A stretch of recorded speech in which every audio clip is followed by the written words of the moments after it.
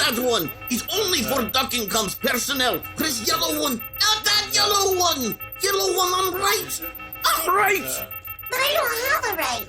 I'm all the way round. Other right. But move pot off seat and let me. No, Rooty knows how. I just pushed the... this one. Get. No. Impact? I don't know. Was there? Impact? How did I know? I was asking you. Thank you, Amber. Yes, that was an impact. Minimal damage, but it will leave a mark. And I'll be submitting an itemized report of the hull repair expenses to the committee. But for now, thrusters to compensate, please. I've got it at my station, Commander. Automated orbital maintenance system engaged. Thrusters are compensating. Thank you, Auxiliary. Please don't speak for me, Commander. I have the honor of today's bridge supervisory duty, after all. Thank you, Auxiliary.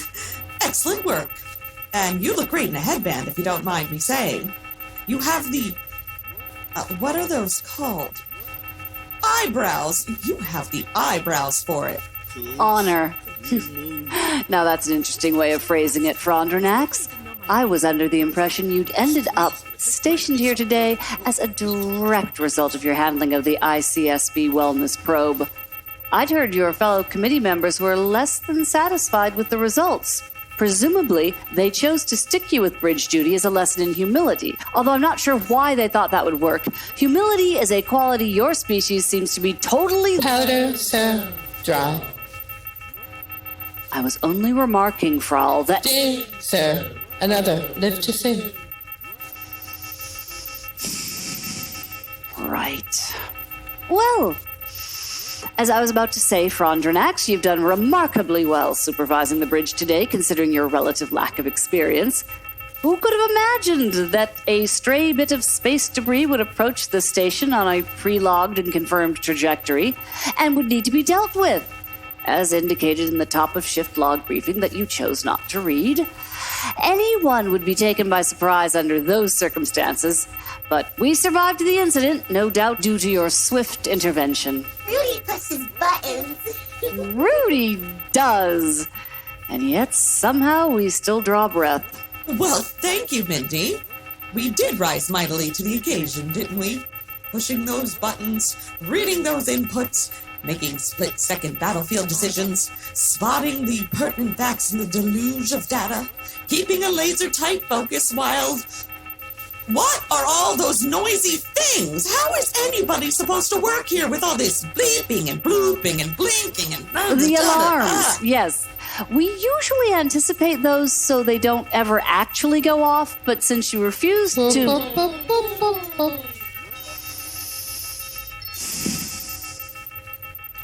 That is to say, yes, it's a wonder you can think so clearly with all this racket. A remarkable feat of concentration. But perhaps you've earned a break? You could relax in my office for a bit, if you like.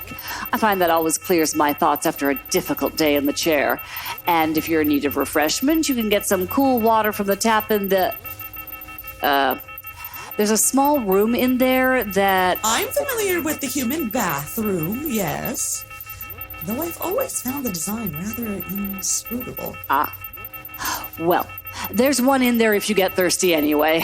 And while you're recovering from your heroic supervisory efforts, the bridge crew can tend to those minor, inconsequential matters that a prominent member of the committee shouldn't have to bother herself with, such as these pesky alarms. I think that's a much more efficient use of everyone's time, don't you? Oh, well, yes, you're probably right.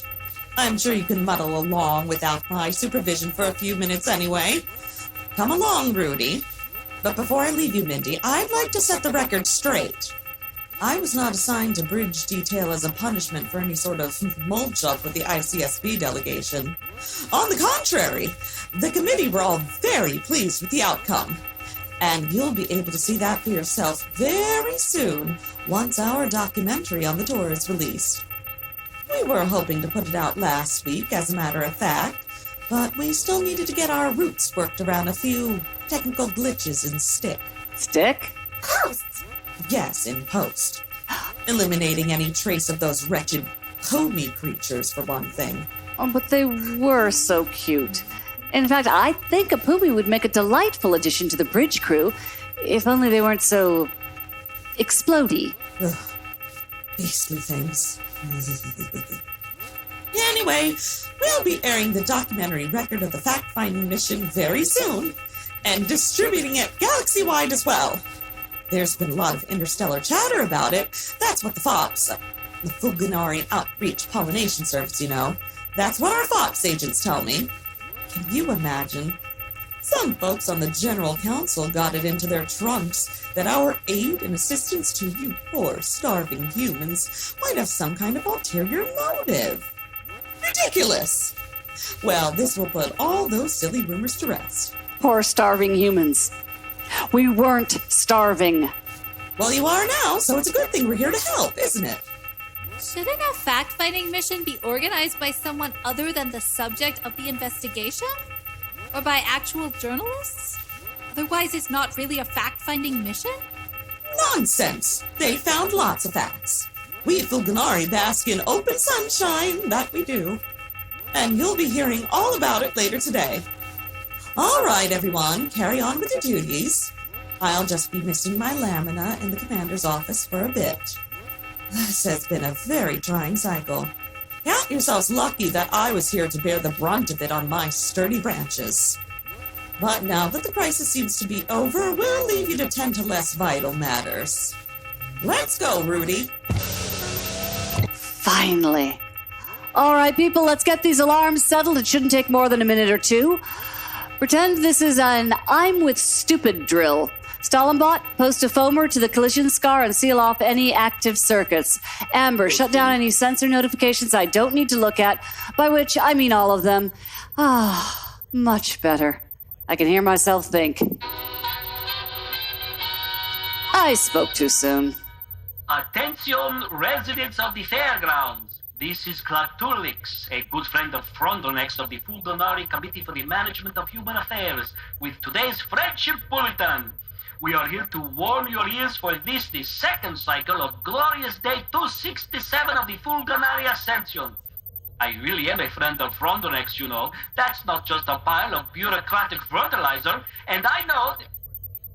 Hey, hold on, what is wrong with fertilizer? I love fertilizer. Who doesn't like a nice phosphate after a long day? Not now. You're on live mic. Just read it. Okay, but seriously, big fan of fertilizer here. I mean, I even buy the vintage stuff. I've got my own dirt cellar set up. I don't know who wrote this, but... Not up for discussion. Just read it. Okay, but I'm just saying. Hello? Hello? Is this thing on? Who was that? Sounds like someone was trying to sneak a Rostorium into our channel for a second there. Anyway, as I was saying, I know Frondrinax would love to be here talking to you herself if she wasn't so very busy with her other duties as a member of the committee, working to make all our lives better. And now, on to the news. We've just finished a comprehensive effectuation reassessment on the recipe for our Nutrazoom NZ Blast efficiency shakes, because efficiency pairs best with happiness, and we had been considering an adjustment to the flavor profiles to better appeal to your finicky human tongues. But you used those tongues to speak up loud and clear. No, you said. We like this stuff best just like you made it first, from the goodness of your very own fibers. In fact, more than 80% of respondents to our recent select survey happily consume their daily quota and then some. And they overwhelmingly ask us not to change the flavors. So while there may still be a few of you out there who are less than satisfied, you can rest assured that our nutritional labs are hard at work researching new ways to efficiently meet your dietary needs. But for now, if Nutrazoom makes you make that face, just remember, your friends and neighbors dig it in the weeds, so don't bunch them up. Bunch them up? Propaganda is always a work in progress. I remember when I used to do this kind of thing. No, you don't. Wow, you humans sure do have a lot of organs, and that's not even counting, you know, the famous ones. Or should I say, notorious. Don't improvise. That is, Some of you may have spotted a delegation of interstellar dignitaries visiting the fairgrounds recently. Well, it is our pleasure to announce that those visitors were in fact a sage group of representatives from the ICSB. Oh, I do love sage. Oh, sorry. A delegation invited here by the committee to investigate living conditions. We had been informed of some bizarre rumors circulating among our fellow ICSB member species, completely unfounded rumors, of course, about the reasoning behind humanity's perfectly sensible choice to incorporate Fulgonari principles into your society. So we want to make sure everyone across the galaxy was able to see the truth about the incredibly fruitful cooperation between our two peoples. And the delegation, of course, left completely satisfied. But you won't have to take my word for it.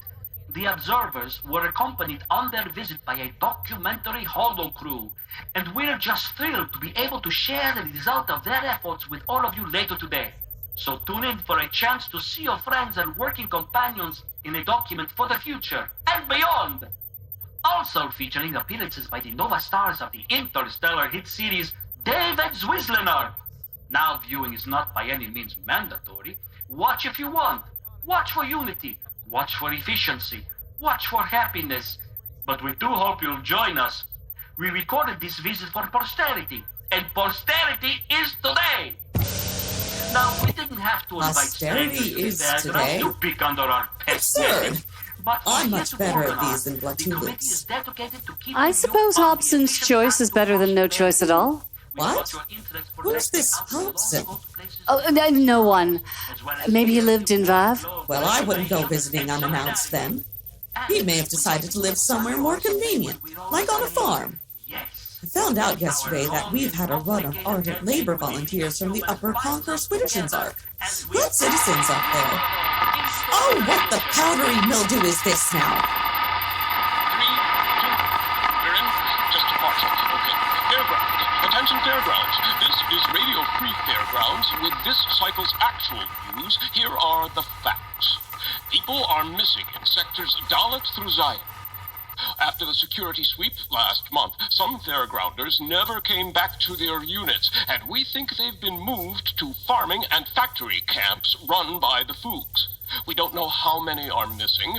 We're building a tracking list, and if you can put names to the missing, most of our authentication codes are still active on the blind data drop hose. Are we still? Okay. We only have a partial signal block. But you should know the Resistance has managed to reappropriate several of the food shipments that have been gathering dust in Foog storage depots, and the contents are out for pickup. We can't distro right now, but we moved supplies to stockpile centers and secure drops. Share, don't sell. Take what you need and pass the rest. And do your best to stay off the Nutrizooms. They're like food, but they're not food. We're losing... Sick... Rest... Drop... Then start taking it down. I'll run out the air. We'll be back later with more Sani stuff from Delilah Mallory. Observations from her time spent as an uncharged political prisoner held in solitary confinement in violation of both human decency and basic sentient rights. But for now, remember, we're all in this together. Ugh. Typical. I told Glottulix, just hit the gain and overload the output cycles as soon as they break in. Even Rooty would have had them off the air faster than that. Aw, thank you. Shut up, Rooty.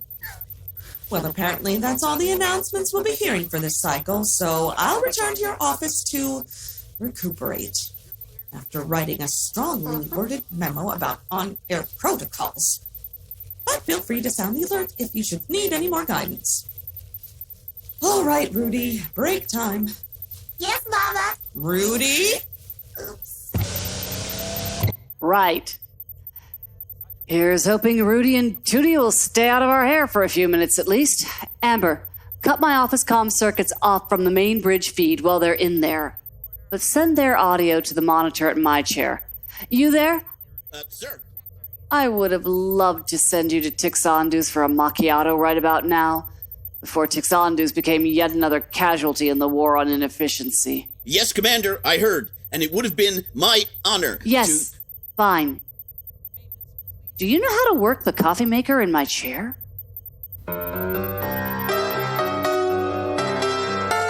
Gemini Collision Works presents Life with Althaar! Season 3! Episode 29. And that's the way it is.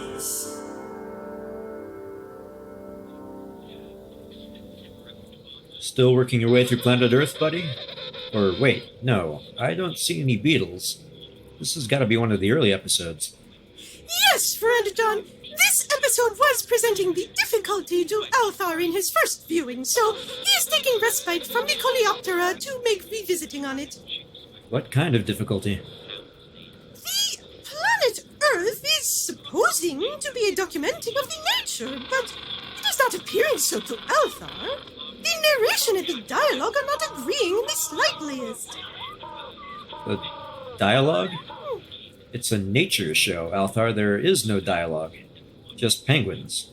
And David Attenborough talking about penguins. It is to the dialogue of the penguins to which Althaar makes referment, friend John. Are you being serious, or was that a joke? You know I can't always tell when you're joking. Are you saying you know penguins? They're not another spacefaring race that happened to crash land on prehistoric Earth or something.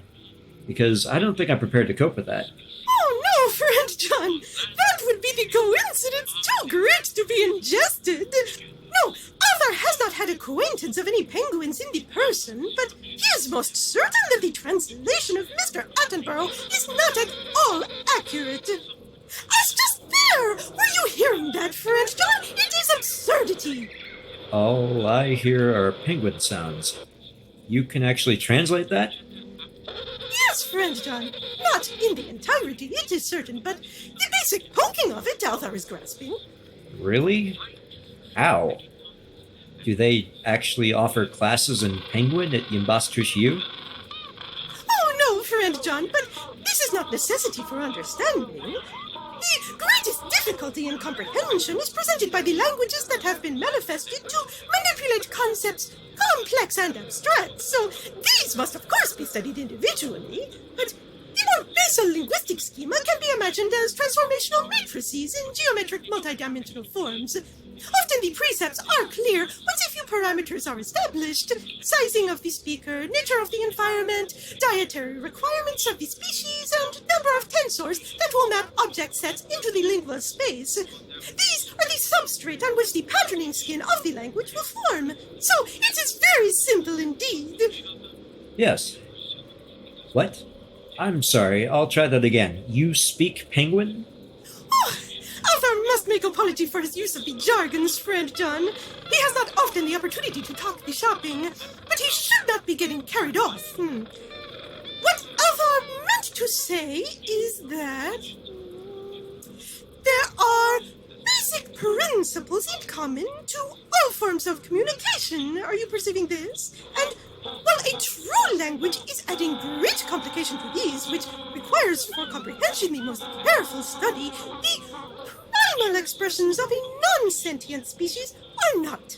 So, these more simple expressive modes can be easily understood after brief observation by one who has made familiarity with these basic principles. Is that sensible to you? I think so. So, what's that penguin saying? Most of them say, "Hello, a penguin is here. Penguin has bad taste. Penguin will play games when you are far away." Why did they say they have bad taste? They look like they're wearing tuxedos. I would think that's pretty stylish by bird standards. This is a failure in the translation of Althaar, friend John. Please forgive. The bad taste is the attempt at deception. The intention of the penguins is to discourage the eating. Got it. Oh, this one is saying, "Hello, penguin is here. Do not point that thing at penguin. Also stop staring at penguin, please, because feathers are scruffy today." The narration is making claim that he has worry about the sea lion, but this is not true. He has concern of the humans and does not want them to stick things in his anatomy. Why would he think they're going to stick things in his... where in his anatomy? He is not specific, Friend John. He has only one anatomy, and he likes all of it without the thing stuck in. So he is being proactive. I suppose that's reasonable enough. Aw, they're so cute when they fall down. Oh, no! The downfallen penguin is now expressing great shame and agitation. Althaar must take respite from viewing. The embarrassment of the second grasper is a two-pointed distress. Oh. Well, you could always watch, that's weird. There's only like 3 options listed. Yes, Friend John. Perhaps you are not making attention to the latest announcing of the Committee for the Management of Human Affairs. All televisual programming is suspension until the committee has made evaluation of these. Only those promoting efficiency, calming influence, and constructive lack of motion will be permitted. But at this time, all that has been cleared are the ancient nature documentations, the reruns of the events Whistledarp, and some comedic sketchings of the Dilurians. Delurian comedies? How could those possibly be a calming influence? There's literally nothing funny about them. Not to mention the disturbingly high fatality rate. Althaar has not made sampling of them as yet, Friend John, but perhaps he should keep his thinking open in the interest of greater Dilurian understanding. Hey! Molto Chef just ate a plate of those Albanian farmer beans, and now he's doing his daily jiggles right near the mouth of unpredictable flame geyser barf. Do you think we should warn him? He's a big boy. Hey, Molto, you got it? Jiggle it. I'm jiggling it until the bouncing is punch ass McJeff-O. Hey, letting some loose. Uh-oh.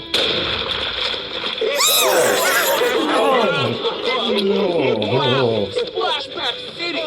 Now we're hosting that one! I'd say that's a rhapsodic no on Delurian comedy selections.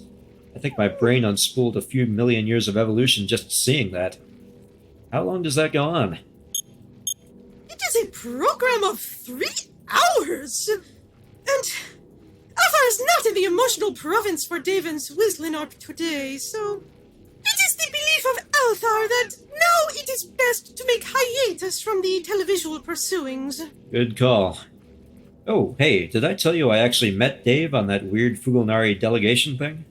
Yes, Friend John! And Althaar was having the great fortuity to share conversing over beverages and the electric egg with the incandescent ganglion ocellus! Oh, so that's where he disappeared to. Yeah, I guess you could technically say Dave and I worked together. I mean, Frondrinax just stuck the script in my hand and told me to read it, but Dave was using the same script, so I wouldn't exactly call it a nuanced performance. My lines were all like, "Plants are great. No one here has any problems ever." But we were doing scenes together, so I think that counts. An opportunity most rare and exciting, Friend John. Althaar is very pleased that you were able to have experience of it. Thanks, buddy. The weird thing about it was Dave, he's just like that in person. I mean, just like that. I assumed the character on the show was, a character, but as far as I could tell, he's just Dave. He never turns it off. It was kind of unsettling, a little like talking to a bot with a fried linkage processor.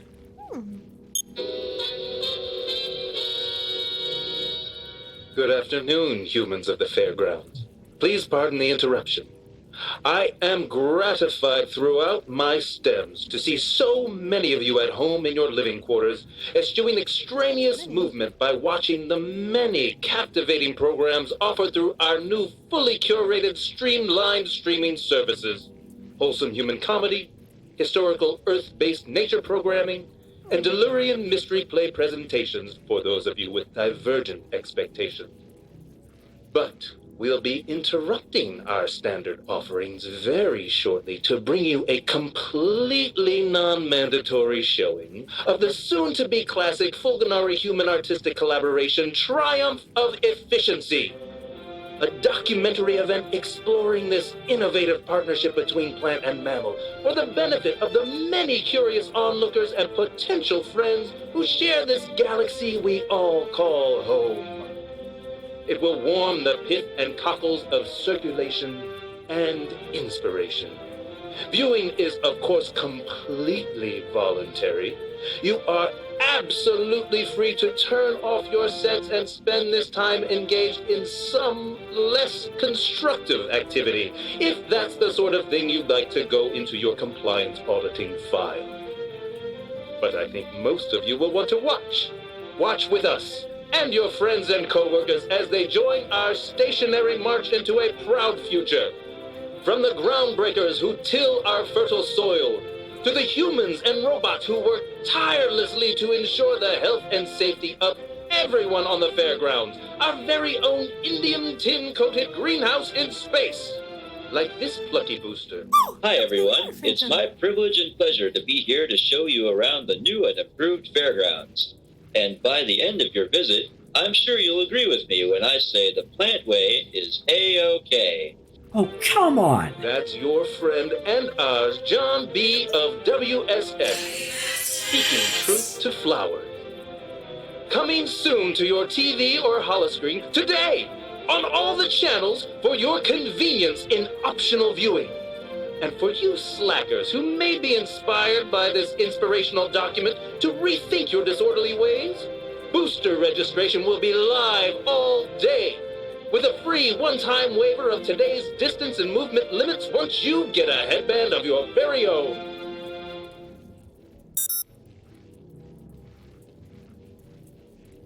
Red John was enacting the excellent performance.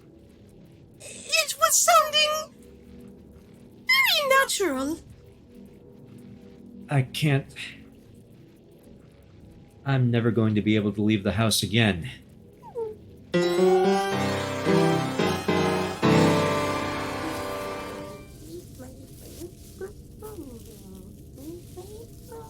I'm at the end of my roots. How is D. Mallory still smuggling those awful recordings to the Resistance? She's guarded 28 hours a day. She only gets 2 other visitors apart from me, and we've made absolutely certain they can't bring even a shred of technology in with them. She's under constant surveillance, and yet the cameras haven't detected a single trichome out of order. Maybe they're bad cameras? Don't strain your nose, Rooty. You'll only dry yourself out. Bad cameras. They're perfectly functional cameras. I've seen the feeds. I've watched them over and over trying to get this untangled. Maybe the commander's watching too. There are lots of monitors in here. I like the commander. She's salty. Not all monitors are the same, Rooty. The commander can't see into the detainment units from here. The only people authorized to access those feeds are the guards on duty and my fellow members of the committee. And we're certainly not passing on the audio from those feeds to any ne'er-do-wells. Oh. And you should remember that the commander is not really our friend, Rooty, salty though she may be. Oh, I suppose she means well in her own shaded way, but she does not mean well for us. Oh, why not? Because some people just don't listen, dear. But with enough perseverance, we'll fix them all someday. Yay! Anyway, the problem can't possibly be the cameras. Although, what if they're intercepting the feeds from the cameras? How would we even begin to deal with that? Turn them off? What if, and I'm just wondering out loud since I'm alone, what if it is the cameras? What if the Resistance has managed to tap the signal? They could even intercept it before it reaches the guard station. She could be doing just about anything in that cell, and their technicians could cut it out and replace it with footage of hours spent in compliant stillness. Of course! No human would spend that much time just leaning against the wall. Oh, Rooty, this is nefarious. This goes to the wellsprings. They are terribly clever, these humans. And crafty D. Larry, I need a latte. Let's try Nuncle Pandas today, and take the local elevators on the way back. That should make sure it's cooled perfectly by the time you arrive. Got your Kiki headband? Great. Now, please. Right now. Go, go, go! Swenson will cover your station. Amber, keep an ear on Frondrinax in there, please. Let me know if she mentions anything else I'd want to know about. Yes, sir? Frall, could someone do that? With the cameras? Well, I can. Thank you, Lieutenant. Can we do that? Those of us who are bound to 3 paltry dimensions and clad in flesh. 4 dimensions, usually, Commander. Occasionally a couple more, but you rarely notice them. And I do have some flesh somewhere. I'd have to remember where I put it. I'll take that as a no, then. Probably not. I could do it, but would need to have aggregator chip placed into camera housing. The better plan would be to put chips into all camera housings from the beginning as precaution. But does anybody ever listen to Sullenbot? So too late for that now. Even with an aggregator chip, how would the Resistance create a two-way transfer? The firewalls would block the traffic? And trace it too? Not if Resistance were using secret off-band aggregation conduit for undetectable signal transfer, if they had clever systems such as this in place. But they don't. There is no secret off-band aggregation conduit, Mr. Stallenbot. Not in official station blueprints, no. And where would it be if it weren't in the official station blueprints? Listing secret off-band aggregation conduit in official station blueprints would defeat purpose, Commander. Probably, in theory, if there were such a thing, but Fairgrounds is big place, made by many people over a long time, so big, so many, so long. Secret off-band aggregation conduit would be natural feature for interested party to add in unlisted maintenance location for extra added security and freedom, just in case. As a secret. So you're telling me there might be one and you might know where it is. Me? I never said such a thing. How could you possibly organize that? I mean, Nellie's punted water dish.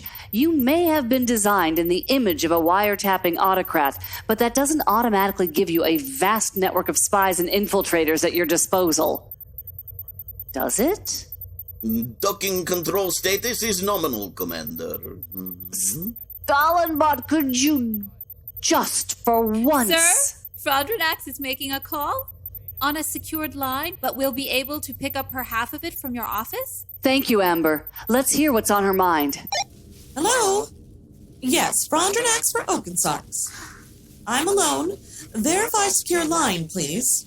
Say hi to Oakensarks for Rooty. Quiet, Rooty. Well, alone with Rooty. It amounts to the same thing. Oakensarks, we just had a thought. I've had a thought about the D. Mallory problem. No, not that she exists. That's not the problem. Communications are getting out. That's the problem. Yes, the samizdat. Ugh, I hate that word, don't you? It reminds me of cyanazite. Ugh. So I was... No, I don't think it's the guards. They may not be our finest crop, but they're not crazy, and they know they're being watched. It's not Althaar. She can't even look at him. It would be like serenading a poomy, for him's sake. Oh, stop it. And I certainly wouldn't put it past Stotz to try something. but I can't imagine a peanut butter junkie could manage to hide his methods from us for this long. Yes, but no, that doesn't cover everything. It doesn't cover the cameras. What if they're intercepting the camera feed? They could even replace her singing with existing compliant stillness footage. Yes, it's something to... Well, if you say so, I know we checked the systems.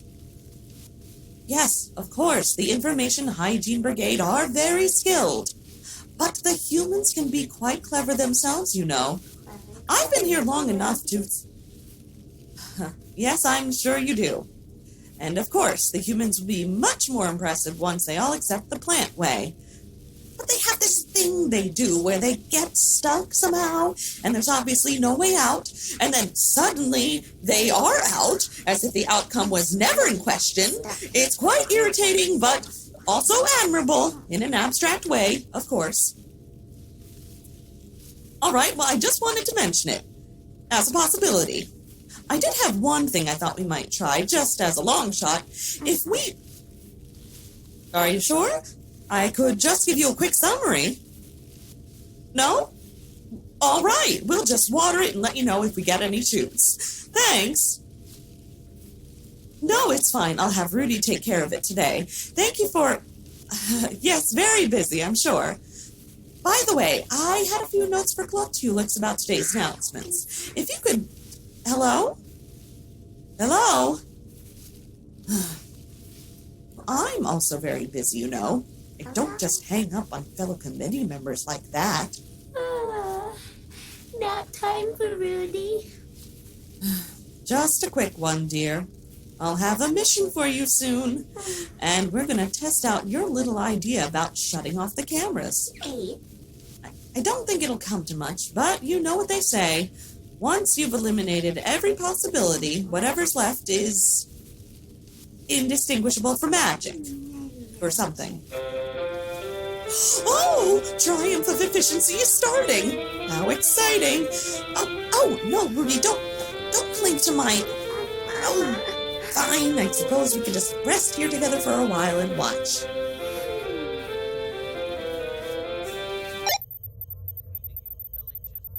There.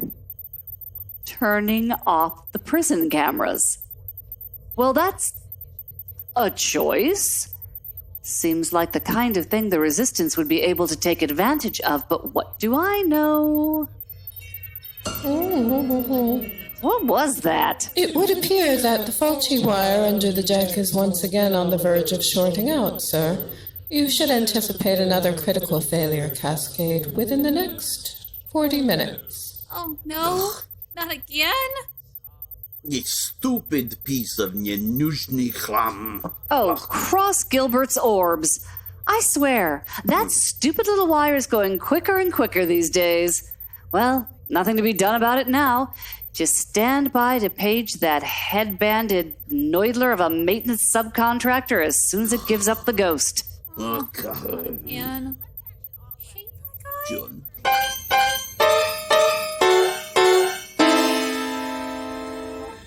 And here we are, gentle beings.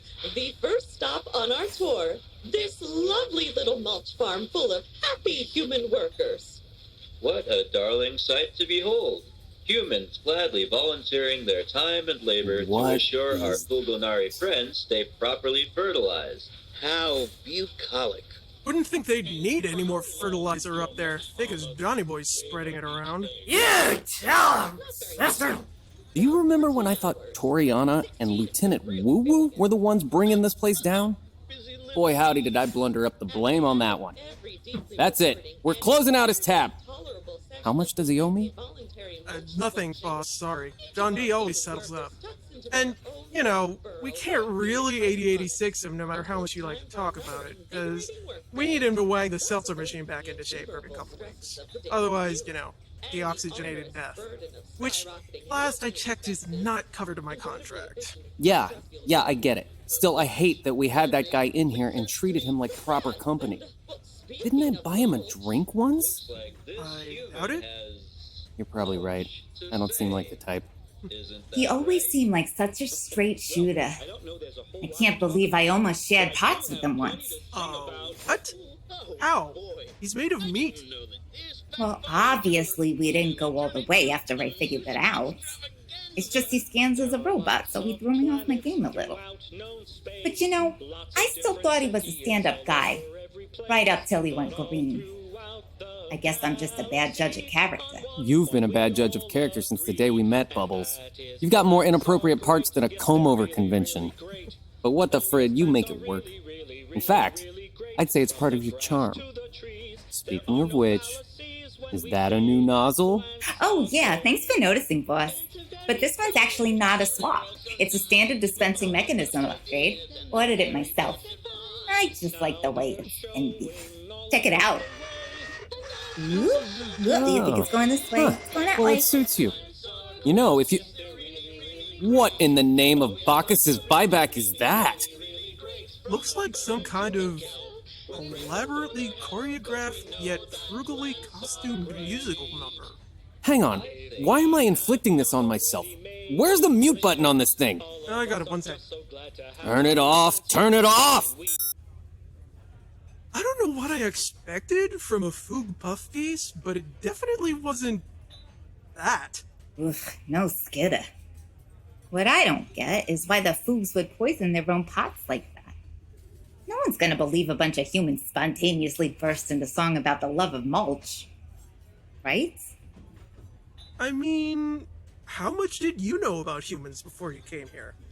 But I have to agree, contrapuntal harmony is an eccentric choice for a so-called historical document.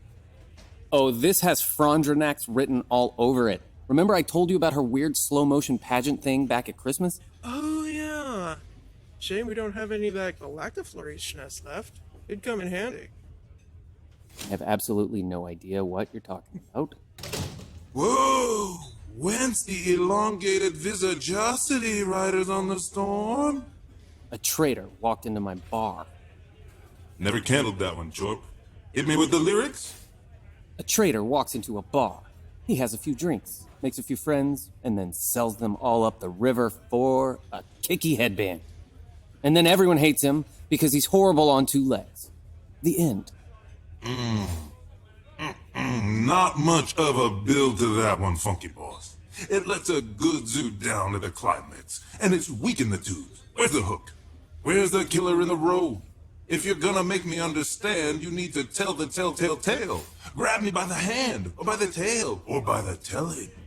If you're telling me the tale of a fateful trip, and by trip we mean a fall from grace with the sea, then I need to meet the captain and the crew. Was it a millionaire who said imagine no possessions? Was there a professor to tell all? Did Mary Ann break our man's heart? Is stage blood not enough? Was he squirming like a toad? Chorp! I knew a man once who did his best. He was making all his nowhere plans, and then he's suddenly somewhere, and he's standing beside me. He don't give me orders. He don't condescend. I take a long holiday and maybe he's my friend. I got 12 of these arms, man, and sometimes I can't halfway hold on to myself, if you take my meaning. 6 on one, half a dozen on the other, so I have to let some heartbeats slide when it comes to others. These are tough times. Most of us, we do our best, you know? The heartbeat is a love beat, and if the math is right, that makes it a good vibration. I could have been a judge, but I never had the Latin for the judging, so I try not to swivel it back around. And hold the hanging on the telephone? Is that our boy John B getting conditional with Dave and Zwizzler? Well, I think that speaks for itself. Or should I say, sings for itself. I'll say. Or perhaps your humble motivator spoke too soon. Jack that Zood and his floral arrangements. Oh, yeah. No, I already said it. Listen, I said he would stand up, but he's more like roll around.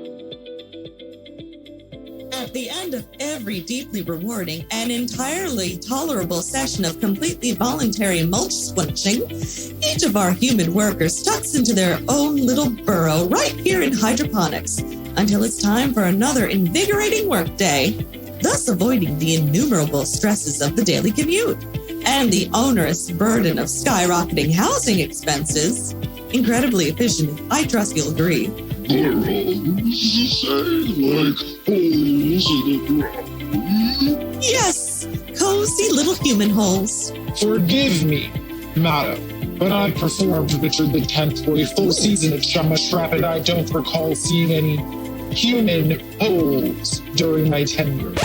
Who knows their humans best in the end? My dear friend Zwizzlinarp, whose unflagging talent I respect every day, from morning till night, but who is, after all, an artist, not a humanologist? Or could it be the Fugalnari, who have embraced this earnest, immodest, strange, gifted, youthful, lusty race? Let's fact check with the experts. Hello, Dave. Love your work. I have been a fan since the really early days. It's delightful to meet you, even just by comlink. I'm Professor Getter, a doctor of pan-galactic studies at the Fusion School of Sciences and Other Sciences on Dactyl Gamma. To answer your question, the human race has a long history with holes.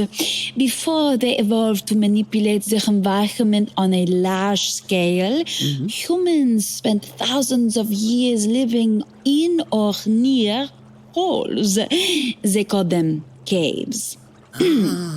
Naturally occurring gaps in the rock formations of their world, which they shortly dug out and shaped to their convenience. These caves were composed of both rock and soil, and were, for the most part, found in mountains and valleys. Now, it should be obvious after a moment's thought that there are no mountains or valleys on an artificial structure like the fairgrounds. So, to recreate an environment analogous to the original human cave habitat, some improvisation is necessary. Of course. A hole in the soil of a gardening pod is an obvious closest alternative.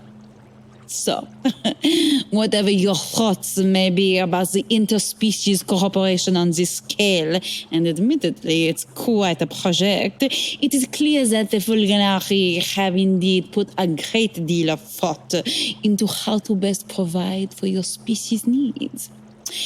And it is also clear that they have taken your well-being very much to root.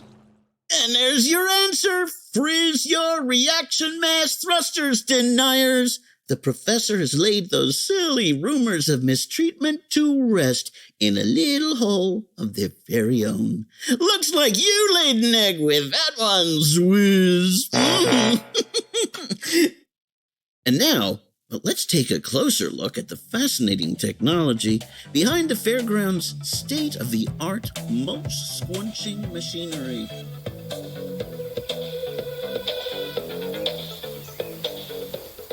John, you got up here so fast. I thought you'd be glued to the hollow screen, like I've been. You're fantastic. Your words about the movement are so honest and real and inspiring. Thanks. Yeah, thanks. But actually, Mrs. Frondrinax wrote them. They're on those little cards I'm holding. You can tell I'm reading from the cards because I'm staring at them when I speak, and my eyes move from left to right while I'm talking. Oh, you're letting me in on the secrets of the gig. Is that right? I had no idea you were an artist. I thought you were just great at repairing things with your hands. Well, Just between us. Sometimes I don't get along with artists. They are interesting, but they don't have direction. They don't know how to focus on the needs of the people. The real people, I mean, you know? Oh, I'm not... They don't understand that sometimes we need to make sacrifices for the common good. But you are different. You are so different. I'm different too. I bet I could really show you some things that I'm really good at. I don't think, We could turn off your pager for a while. It would be flush. It would be mountainous. Can I say that to you? I hope so. It would be mountainous. You won't get in trouble. I can certify this is a work call. No one would even question it. Oh, yeah, you know, I think it's just... I know your old drama broke your heart, but that's something I can fix. Give me your hand. Here. You feel that? You sure can. But I'm probably going to need my hand back before I... Oh! Ow. John! Are you alright? Oh no! Shelf 237 is down! John, so sorry. I have to get these babies refloated right away. I don't know what happened. Are you alright? Ow. Ow, I'm okay, really. No, don't... okay, thanks. I'm fine. I just slipped in this puddle of, coffee. It's coffee. At least, I hope it's coffee. That's weird. I don't drink coffee. My mom's always said I was too much already, and it would make me pop. Sensible ladies, your moms. Listen, Ashley, I actually came down here on a priority call, so I should probably let you go and get to finding whatever the emergency is. Oh, it wasn't really an emergency. I just wanted to be the first to congratulate you on your incredible performance. And also there was... Never mind. It's broken now anyway. Oh. Okay. I'll just go home and change then. I got all... Yes. And I have to work on this show. I'm so glad you're okay. Are you free tomorrow? We can meet up somewhere else. I have special ration cards. I can score us potatoes, home fries from an unlisted storage facility, but you can't tell anybody. Oh, I don't have my schedule locked down yet. I'll get back to you, okay? Okay. So I'll let you get back to Shelf 237 then. They just might be our future leaders someday, right? Wouldn't want their roots drying out. Huh. That's so true. All right. See you soon. Wait, before you go, I have to give you something.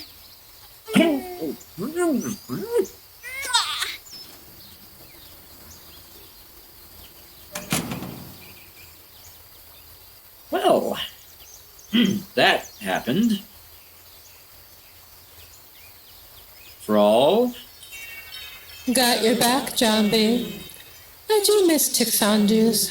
Fortunately, I happened to stop by there earlier this morning before they closed 2 months ago. I'm not going to pretend I understood that, but thanks for the rescue. Like the penguins, I also appreciate my anatomy without things stuck in it. It isn't often I get to say this, John. But I have no idea what you're talking about. No. Please don't explain. I'm just going to savor the ambiguity. It's a bit of a thrill, really. Something like opening your diary and finding an entry you didn't write, except appreciably less terrifying. By the by, would you happen to have any aggregator chips kicking around in your toolkit at the moment? I'm pretty sure the answer to that was no a second ago, but probably I should check first. You should probably also wait until you get the commander's call before heading to the bridge.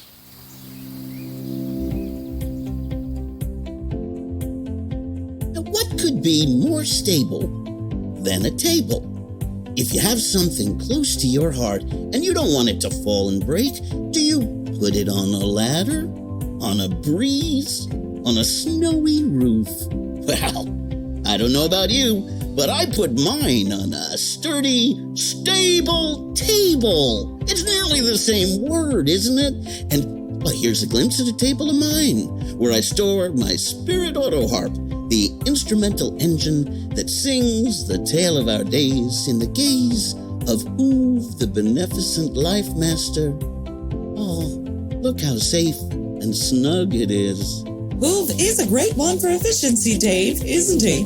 Oov, the beneficent life master, loves the universe best when it's as it is. Of course he does. That auto harp sure looks safe and secure there on that table, Dave. It is safe and secure. Let's find out more about that. Take it away. Well, hi there, Mr. Table. Can I call you T?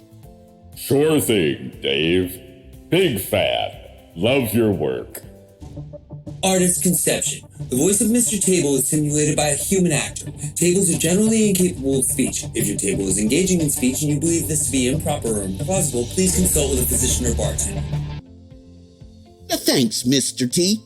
I wanted to talk to you because you seem, so solid, so reliable, and so trustworthy. These are the essential qualities of a good table, Dave. And how often would you say that you go racing around the fairgrounds, scampering every which way and banging into things, causing an unholy mess? Why, never, Dave. That's just not something tables do. Why, in all of wine dark space would I go racing around knocking into things? I like to stay where I've been put and make sure all the objects that have been entrusted to my care are perfectly safe. Wow. It's a source of great satisfaction to me. These wise words, Mr. T. If only more species could follow that simple advice. I mean, of course, you've got 4 legs, while some folks, humans, for example, have only 2. Some tables have many more than that. 6 or 8 or even more. Not for running around on, of course, but to make us steadier and steadier, as we should be. So, when you see a lot of humans getting excited and running around, expending all kinds of unnecessary energy, you think we should instead, well, table that motion? Good one, Dave. Well, now, obviously, Mr. T, you're not actually sentient. You're not even alive. I'm not going to pretend to all those viewers out there that I'm actually hearing you advocate for an ideal way of living. But would you say that you can profitably serve as a symbol to incite that kind of discussion? Absolutely, Dave. And I'm glad you brought that up. Sentience could think you're just being some kind of cross-grained blockhead, when actually you're manipulating rhetoric at a pretty high level of function. You're substituting a vital fixture of human life in place of human life itself in order to address fundamental truths. If you ask me, it's a valid way to consider the issue in a deconstructionist light, a kind of dialectical metonymy, if you will. There may be some out there who just don't understand what you're trying to present here, and if I were to encounter any such fools, I would pity them. To acknowledge their petty cavilling would just bring the level of discourse down. Very perceptive. So, do you think that humans could benefit from a greater focus on the kind of characteristics that we've discussed here today? Stability, steadiness, simple dedication to the task at hand. Absolutely. And I think that's true across the board. Or should I say, across the table. Mr. Table.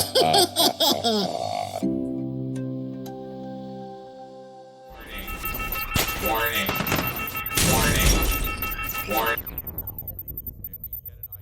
Wire's all fixed. You're good to go. But, I guess you knew that already from the way the alarm shut off. Okay, so I'll just be on my way then. Feel free to page me again if that pesky little wire acts up. Seems like it's going bad quicker and quicker these days, huh? But hey, that's what I'm here for. Got a tiny wire that needs a fix, and 60 seconds to spare? I'm your guy.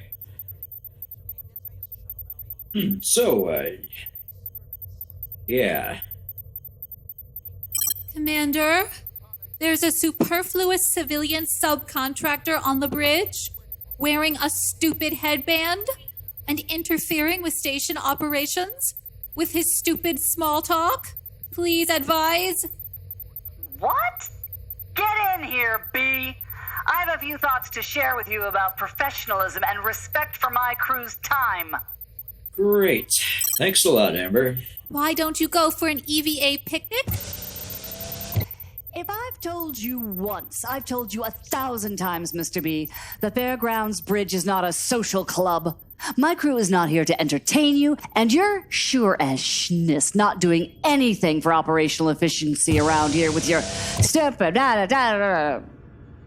Hi, John. Tough room out there. They've all been tough today, except for hydroponics. Well, hydroponics was even tougher in its own way. Thanks again for getting me out of that, Frawl. My pleasure. But yeah, I get the feeling I'm going to be catching hell for a while after appearing in the Foog's little hooray for oppression parade. At least it should be good for your reputation in booster circles, for what that's worth. Yeah, there's that. Doesn't help much when people are hucking batteries at me in the corridors, though. You'd think they'd realize none of it was my idea, based on the way I was standing there literally reading from a script. Why not pick on Dave? He was super into the whole thing. But he isn't here to be yelled at. And people apparently love him for some reason. I've always preferred Zwizzlinarp. I don't watch, on general principle. I had a few friends who fell in with the Sacrosanct Chamber, and I vastly preferred the originals to the makeovers. They did lose a lot of weight, though. Anyway, not that I don't want to take my licks out on the floor, but I thought that wire was good for another week. It was easier to fail it now than to wait for the electron pack to run its course. And isn't it precious to watch Stallenbot being sternly silent? It so rarely comes up on the bridge. Besides which, we needed to speak with you right away. We have come across an unusual opportunity, and we have little time in which to take advantage of it. Right.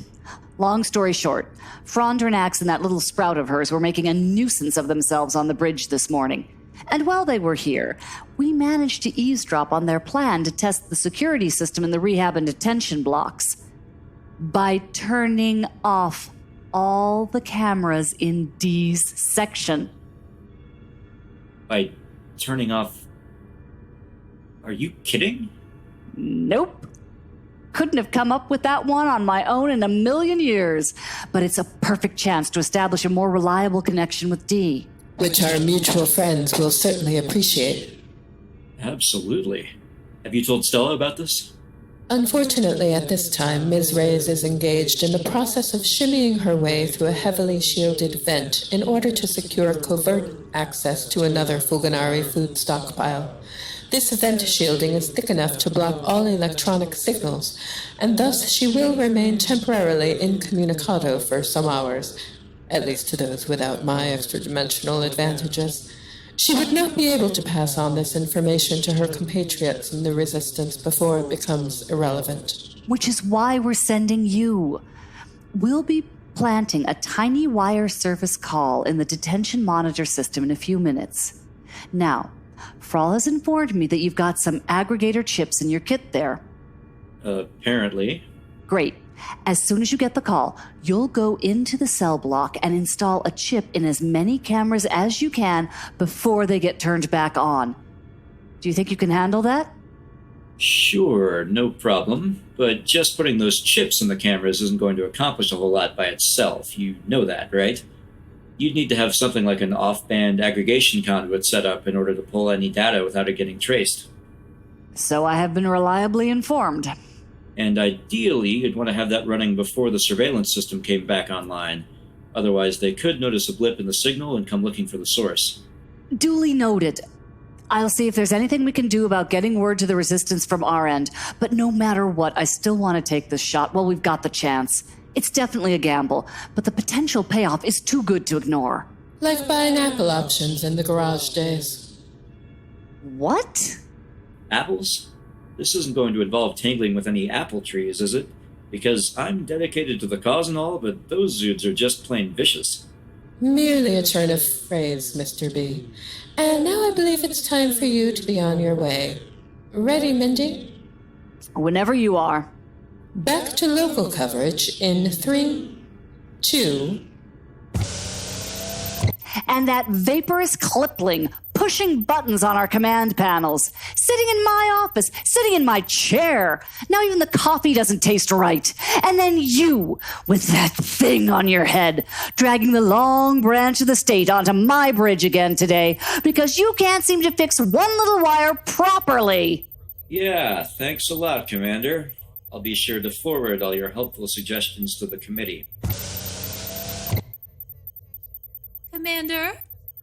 Yes, I know, Amber. I don't like him on my bridge either, but he's the only one on station who's authorized to repair that null-forsaken wire, so we'll just have to tolerate him as best we can. No, sir? I mean, yes, but also, there's something playing right now that I think you'll want to see? Isn't that stupid documentary still overriding every channel? I can't imagine there's anything in there I could possibly... Between the humans and Fugalnari Empire. That's the bridge. Is a grand undertaking on a scale. That's my bridge. By previous generations. Why are they showing... So far, we've met friends and experts familiar with our operations. No. But, now, what about the humans in the gardens and trenches, so to speak? The ones that make all our lives on this station possible. Why, that's an excellent question, Dave. Let's find out, shall we? Our crew stopped by the Fairgrounds Command Center to meet Commander Mindy Torianna, the ranking human officer Where did they get their holo? I don't know, sir. I thought I removed every copy from the system, but I must have missed a linkage. Commander Torianna wasn't busy as you Jonesy might up a expect, drain pipe. but we caught a few words with her along the way. Daily life here on the fairgrounds is getting better every day. The Fugalnari have profound understanding of how humans work and respect for what makes us unique. There's no abuse here. The Fugalnari are here to help us. The Fugalnari care for us. The Fugalnari protect us from hunger and anger and outrage. I don't know how the ICSB have the standing to fight off all of the changes they're making. The Fugalnari have an advanced culture and starfaring technology. Jones and Coco, the full reach of their master plan. It's unprecedented. I can only imagine what lies ahead for humanity. This is the future, the one we deserve. She always sounds like that when she's busy. And everyone on the fairgrounds is so very, very busy, working to create a better galaxy for you, and me, and them. Like these ambitious workers on our celebrated Lincolnberry Restoration Project. Oh, my petunias patches!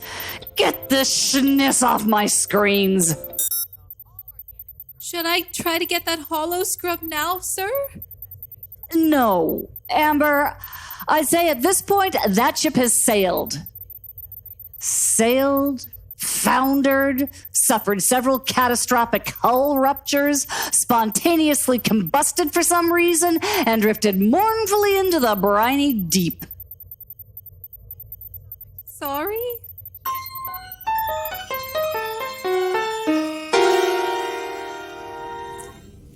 What the? Soylent Roots, it's gone! The Mallory prisoner is gone! Alert! Alert! No, she's right there! Where? I was watching it before and... There! Right there, in the middle. She was on the side by the bunk for a while, and then she moved to the middle. Moved?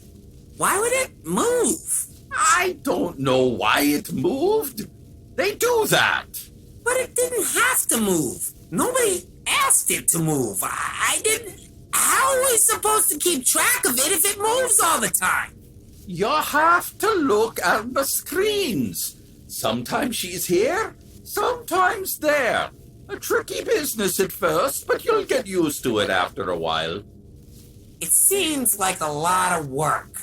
This would be easier if it just stayed in one place. It's in their nature. Really? They have nature? Everything has nature. Not wind. What? Of course wind has nature. It's wind's nature to blow things around and be made of air. Oh. Well, not rocks. It is the nature of rocks to be hard. Not all rocks. Some are soft. No rocks are soft. Some rocks are softer than others, but all rocks are hard. Harder than wind, anyway. Harder than things that aren't very hard. I guess you're right. Do you think wind is really made of air, though, or does it just happen in the air? It's the same thing. I don't think it is. I don't think you can really say that wind is made of air. When the air moves, that's wind. So, yes, it's made of air. That doesn't seem right to me. If you fall in the forest and there's no one there to hear you, would you still be talking? Probably. What the? Look at the monitors. It's gone again. The Mallory prisoner has disappeared. It's right there! In the corner, by the sink. Oh, that's... Yes, you're right. I saw it wasn't in the middle anymore, and I thought it got away. This is making my crown spin. It moves all the time. How are we supposed to keep up with this? I will get dizzy. I'm telling you, you'll get used to it. And please stop pushing the alarm button. That's only for emergencies. It's my nature. Alert. Unscheduled door access. Wonder who's coming. Someone's coming? Are you sure? Yes. Are you seriously asking me that? Alert. Unscheduled door access. Yes, I'm asking. This is how I learn, by asking questions and by doing. You know what they say? No question is too stupid. I never say that. You're just incurious. Alert. Unscheduled door access. I'm not incurious. Hello. May we hinder you? We are prisoner security officers and thus very much not at your service. Our brief is, in fact, to hinder you, repeatedly and with great force if necessary. At great length, if need be, even though it's our brief. But how could we be brief at great length? I've wondered about that. Haven't you? I have not. See? This is what I'm saying. Incurious. Shut up! Please state your business here, Cassine. Hi, I'm Rooty.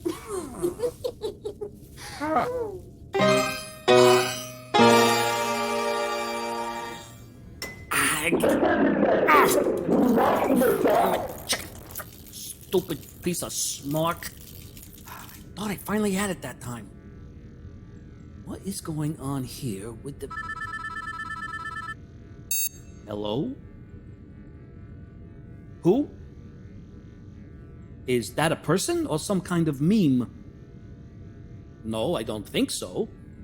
No, I just happened to be walking down the corridor minding my own business when I heard something ring on the ground. And I was so surprised, I just grabbed it without thinking, you know. And now I'm talking to you. So I have no idea. So you mean like the hardy brown fox jumps over the lazy Fedorian?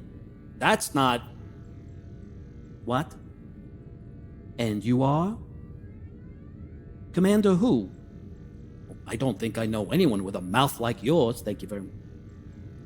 All right, fine. I get it, it's you. Hi, Mindy. You shouldn't, all due respect, but you've burned this number. I don't have many of them. Yeah, we got a few minutes before this line starts to track. It'll flash a warning, then disconnect automatically on my end. No worries. I'm actually working on a blind comms network with some of the materials I have at hand here. They're shutting them all off? Completely? Holy hell, you sure about this? Where'd you get the intel? Right in your office. There is something just so wrong with them. I know, right? The evil overlords we deserve. Yeah, but listen, Mindy, are you sure you want to get involved here? If anyone figures out this came from you, well, I appreciate it. Okay, So I definitely won't have enough time to get her out, even if we could get someone through the door, but... Thrabbit! If I had a little warning, I could maybe scrape together some aggregator chips or something, try to get it... Really? Who told you that?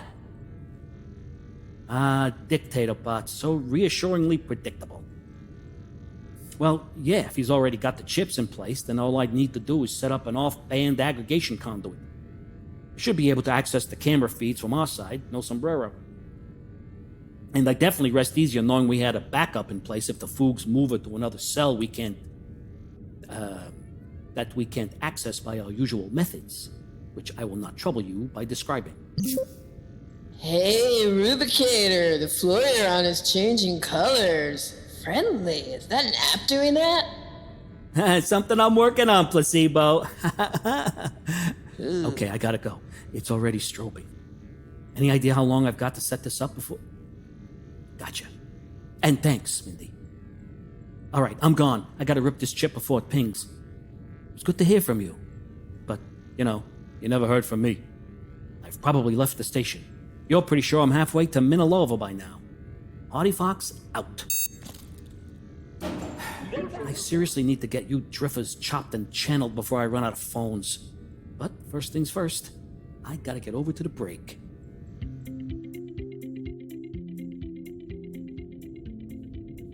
I think it should be obvious, Cassine, that moving from place to place is just a lot more dangerous than staying where you are. That is both undeniable and quantifiable. Unless where you are is already dangerous, then it is a good idea to move. Right, but that's in very specific circumstances. I'm talking about the general principle here. Well, it still needed to be said. Not really, because that's not what we're talking about. No, totally. It's critical. What if you're standing under a falling booster rocket?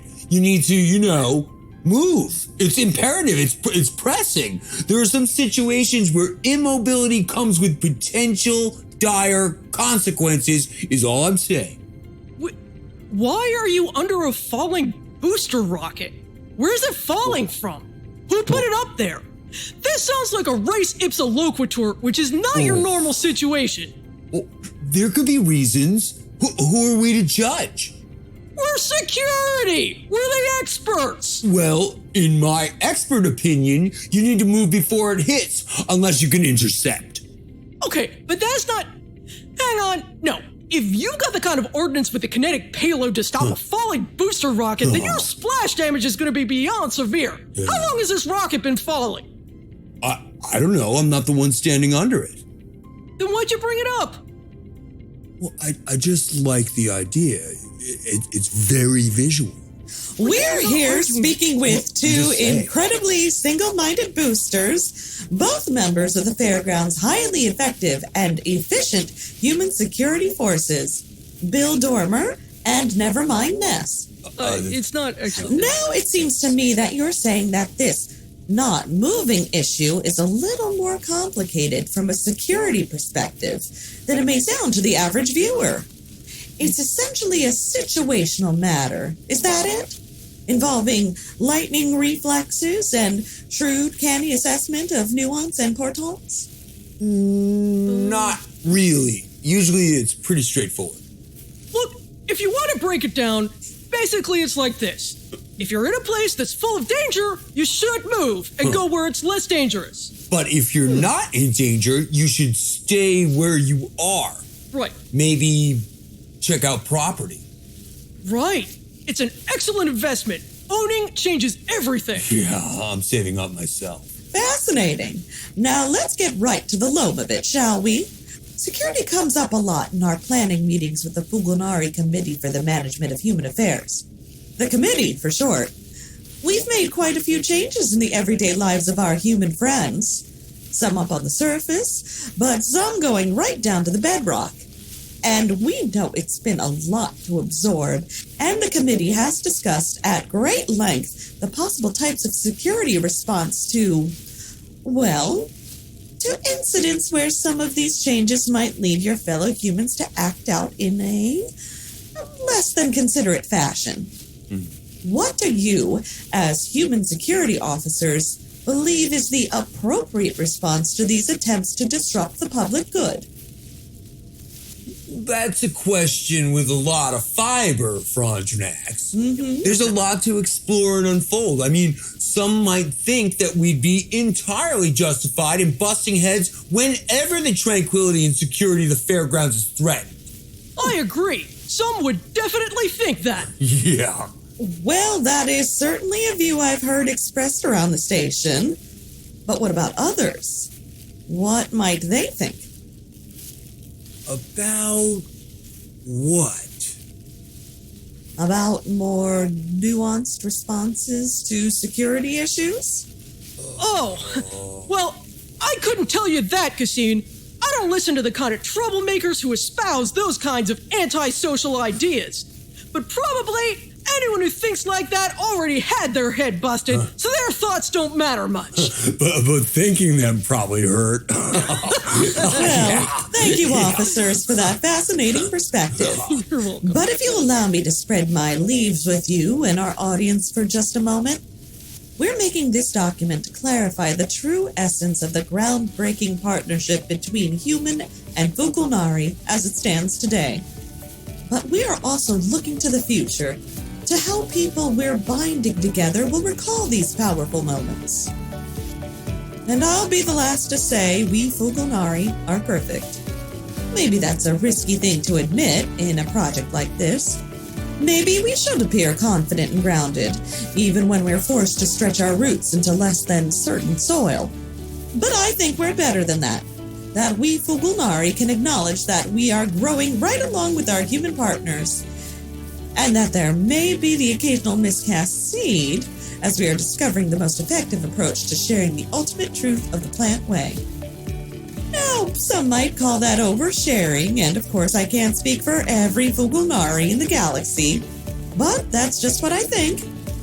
And if I've maybe gone a little too far, well, I apologize. They tell me this sort of thing can be adjusted in stick. Yes, in post. In any case, given that we're all learning our way here, cultivating plots in unknown glades, do you think some more varied and moderate security protocols might perhaps be more effective in the long term? I'm gonna stick with busting heads. It's pretty much a one-size-fits-all solution. Yeah, count me in for that one too.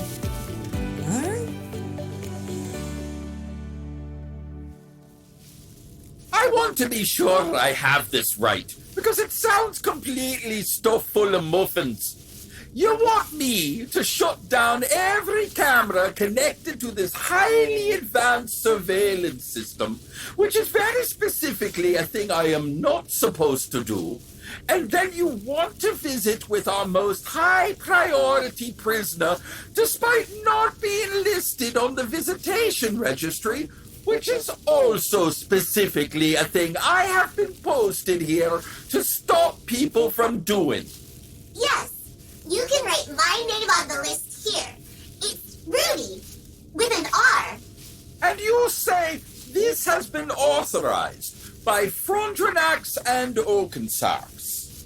Yes. After the R, there are some O's. Despite there being no mention of any of this in the logs. What happened? What? Did it escape again? You have logs here? It hasn't escaped. Stop that. Is this some kind of appetizer? How can you keep logs in here? Not that kind of logs. They're the logging in kind of logs. And they definitely don't authorize you to be visiting this... What did you call it? Appetizer? No. Appurtenance? No idea what you're going for here. Oh! I got it! Applesauce! None of those words are even remotely related to anything we might be... Oh, hold the phloem. Are you trying to say abattoir? Okay. Well, this isn't one of those either. 'Cause that's for meat. which we are not made of. The word you'd be looking for is, what would it be now?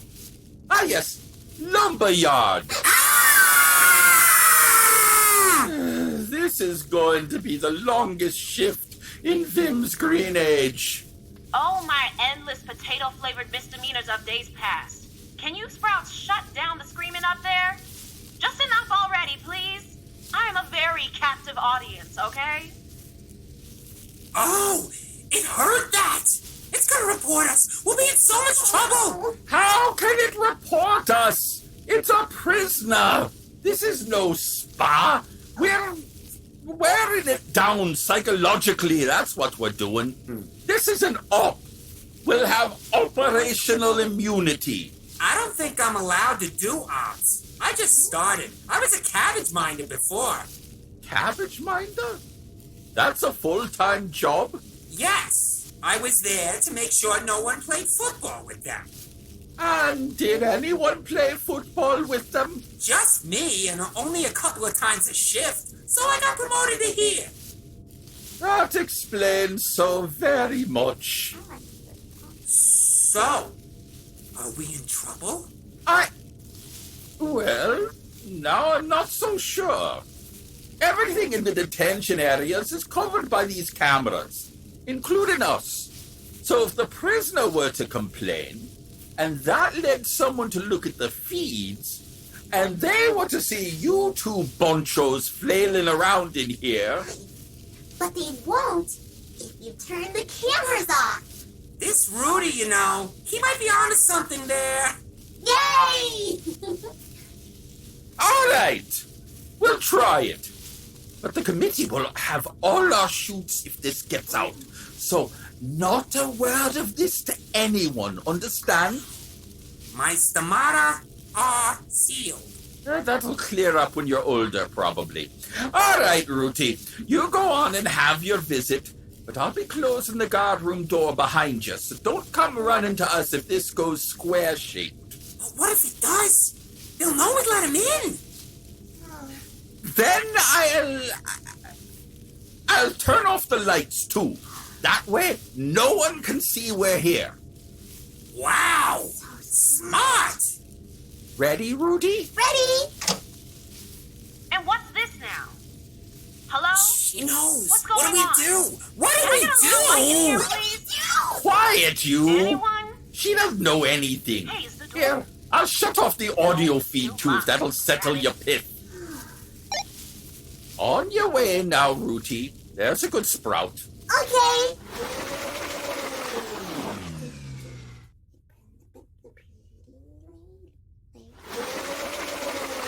Seriously, just gonna leave me sitting here and... Hello? What's this now? Hi, I'm Rooty. Hi, Rooty. Are you here to fix the lights, Rooty?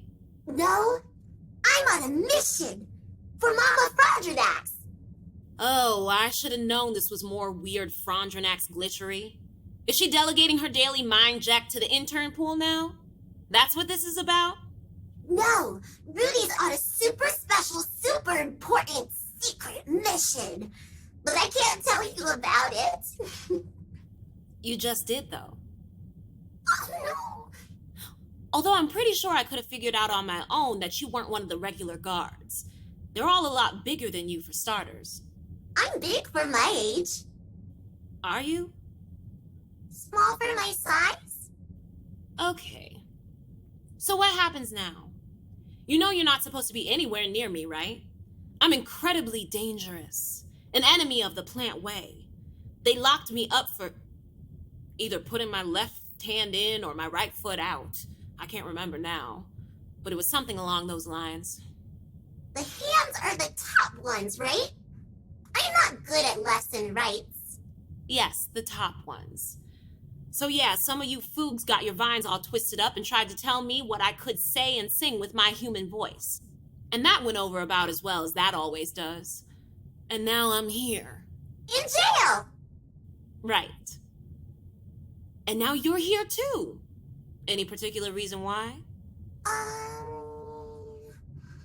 Oh, Rudy wanted to hear a song. Can you sing something, pretty lady? Or maybe sing one of those poems? They make Rudy tingly. Now look at you. You know that's a tricky request, right? I'm in here because I was singing. I'm in here because they want to stop me from singing. They want to crush my people by muting my voice. And now you want a little private concert here in the House of Silence? You can see how that might be a problem, right? Oh, but Rudy has a secret, though.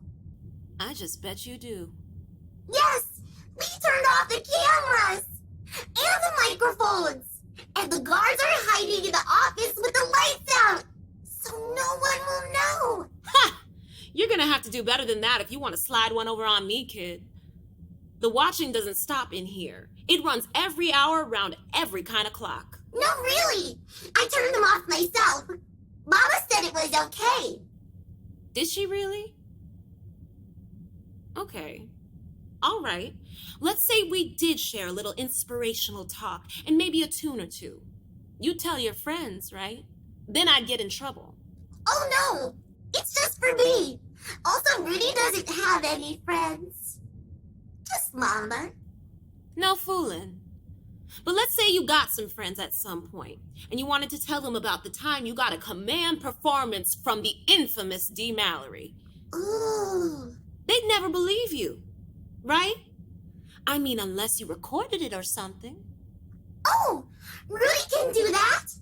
But no one's supposed to be recording you, though.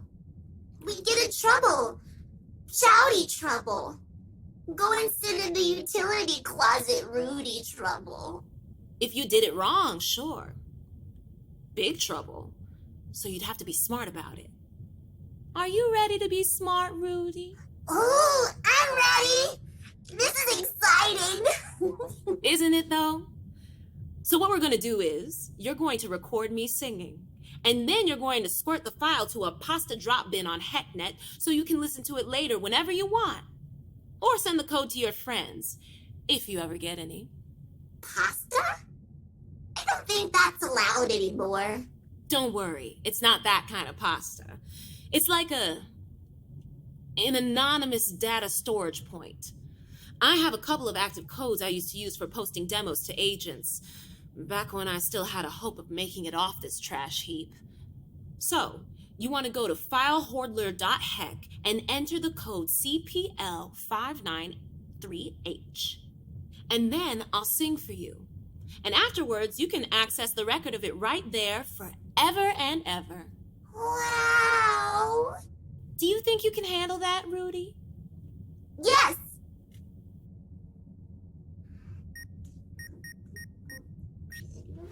Hang on, someone's coming. We better be quiet. But we'll do this right as soon as they leave, okay? Okay! Hello? Is anyone back there? I've got a work order to fix some cameras. I tried to check in at the guard station, but they said no one was here and they were hiding. Hello? Hi, Booster Buddy! Ooh, hi, Rudy. You wouldn't happen to know why they turned off all the lights and, Oh. Hi, Dee. As I live and choke. I heard you signed up and boosted. I almost didn't believe it, but honestly, I should have known better. No one ever washed up short underestimating the honor of the species, right? Maybe we deserve the Fugs. Or at least you do. He does! Thanks, Rudy. So, I've never actually been here before. It looks, ordinary. Anyway, yeah, I'm just here to fix it. I won't be long. The cameras are down. Can't have that. Better get them up and staring again. Figures they'd have you down here. A real friend of Frondrinax they can trust with their dirty little secrets. Maybe have a couple laughs over a NutraZoom after you're done. Look how long we locked her up for singing for her people. For singing for her dreams. I'm not actually turning the cameras on. I'm just here to get the board signal cleared. they'll do the system reboot back in the guard room whenever they're done hiding, I guess. Wow. I can't begin to tell you how fascinated I am by this little peek into the daily life of a Foog collaborator. I'm at the edge of my Spartan cot. Sorry. I don't know what to say. I'm really sorry you're in here. One question, John. Sure. What? How could you, John? How could you? Look, it's not like anything I could have done would have stopped them from locking you up. And it's not like I'm the only one who joined the boosters. You can see headbands all over the fairgrounds these days, all over the league. Because so many of our good human buddies believe in the plant way, like John B. Right. Like me. Just do your little job and get out, okay? My entertainment options are rigorously limited these days, but if I have to choose between listening to your feeble excuses and staring at the bulkhead wins. Hooray for Bulkhead! There. All done. I'll let you and Rooty get back to your, what are you doing here, Rooty? Secret things. Okay. Whew, thought he'd never leave. All right, Rooty, ready for your command performance? Drop-in accessed, ready to record? Rooty's all ready! Perfect. Now, we're gonna make this a short one, okay? Because I don't know how long we've got before John gets those eyes in the sky back open. Let's see now. They locked me up here. Tell me not to sing. But I'm human. That don't mean a thing. Plants are laughing. They don't have a care. But we humans, we can't go nowhere. Got the Fugunari blues, just as blue as I can be. Those greens got a heart like a rock cast in the sea. Or else they'd fade off home and let us be. Someday we'll all walk free under the sky. We can step out all over, spread our wings and fly. And I'll keep singing about it until the day that I die. Yay! Thanks, pretty lady. My pleasure. But now I think you'd better boosh, Sprout. You wouldn't want anyone to intercept your super secret mission, right? Oh, right. Okay, bye. I cannot believe that worked. D. Hey, D. What the?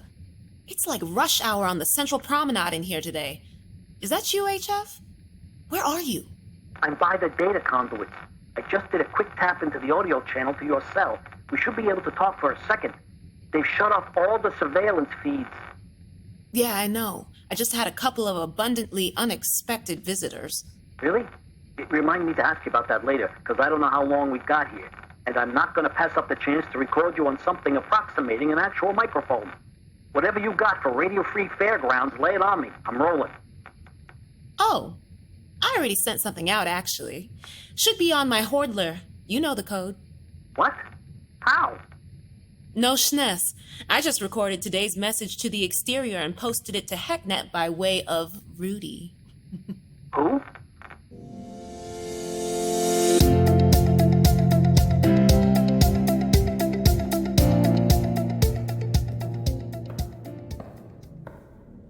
I believe that as soon as we humans saw light, we wanted to do something with it. Some wanted to paint it. Some wanted to write about it, some wanted to tell stories, to spread that light around, and some, the masters of their lives, took it into themselves and followed its inner nature. Now, there are sapiens out there who, let's face it, make terrible art. Come on, DeLoreans, you know who I'm talking about, and I know you're proud of it. Give it up for yourselves and your inexplicable dedication to fart jokes.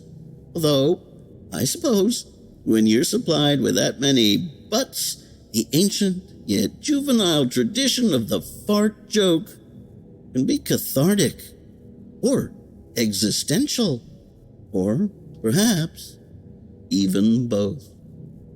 But let's get back to human art. There are some humans who make art but don't share it. Some who make art but don't get it. Some who talk about it but they don't know it when they see it. Some who don't know how to start. Some who don't know when to stop. And all of these are very human. Because humans have always told stories of our world and the way we see it. We met our world, in a sense, by recreating it and making myth of it. Later, as we spread across our world and began to remake it, we told stories of journey and voyage, strange, fertile, exciting foreign places, and now here we are, scattered across space, meeting a future of a different kind, hand in appendage with our fellow sapiens of the galaxy.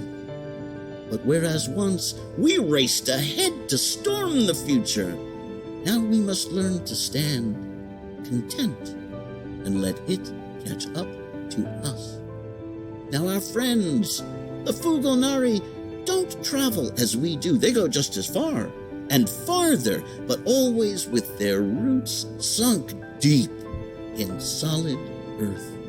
And now, deep into the planet Earth itself. Now there's a lot we can learn from them. Why should we scatter our efforts willy-nilly when all good things pass near those who wait? To show you what I mean, let's take a look at some of the emerging static art scene that's sprouting up right here on the fairgrounds.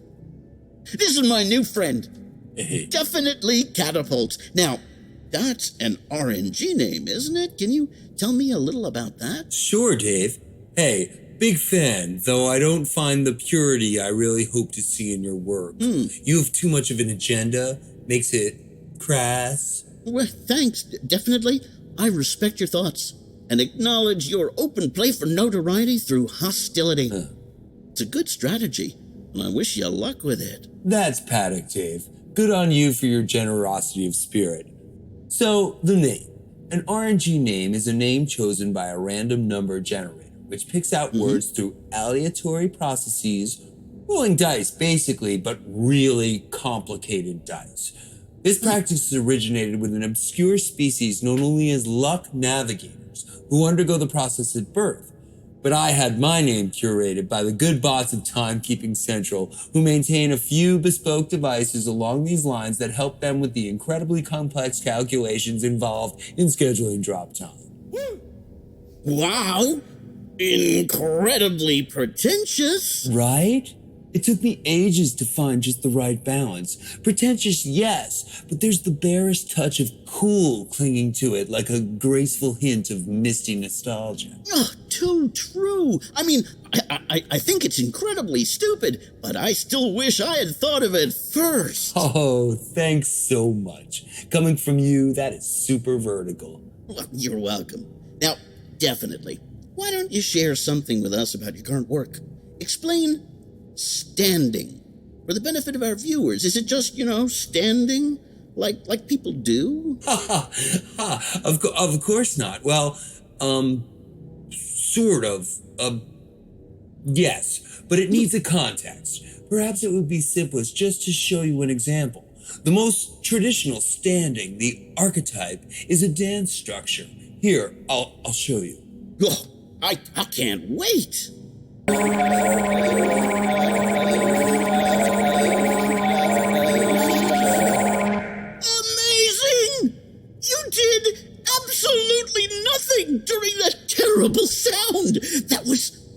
so dramatic.